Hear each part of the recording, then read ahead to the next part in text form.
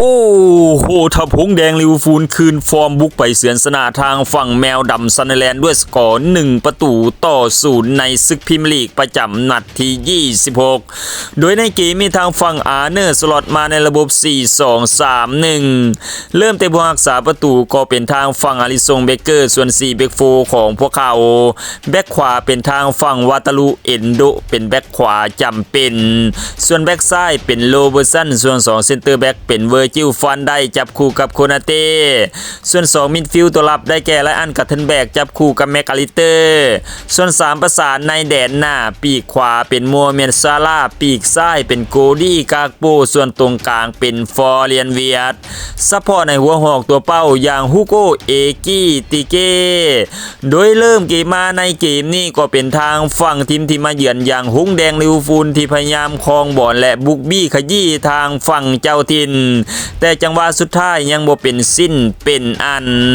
ส่วนเจ้าถิ่นก็พยายามจะโต้กลับอย่างเร็วตามสูตรต้นฉบับของทางฝั่งแมวดำซันเดอร์แลนด์และในครึ่งแรกก็จบลงด้วยผลเสมอกันที่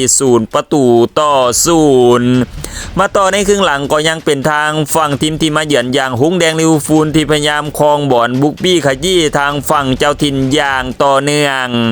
พอนาที61ทางฝั่งทีมที่มาเยือนก็ได้เฮหลังจากที่พวกเขาได้ลูกเตะมุมหลังจากนั้นก็เป็นโมเมนต์ซาลาไปหับเปิดลูกนี้มาหาทางฝั่งเวอร์จิลฟันได้กัปตันทีมคนเก่งของพวกเขา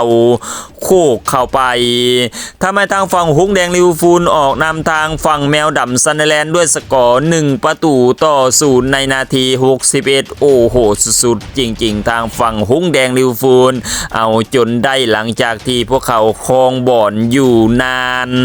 แต่ทันมาในนาที69ทางฝั่งหงแดงลิเวอร์พูลต้องมาเสียวาตาลูเอนโดที่มีอาการบาดเจ็บจนเล่นต่อในเกมนี้ไม่ไหว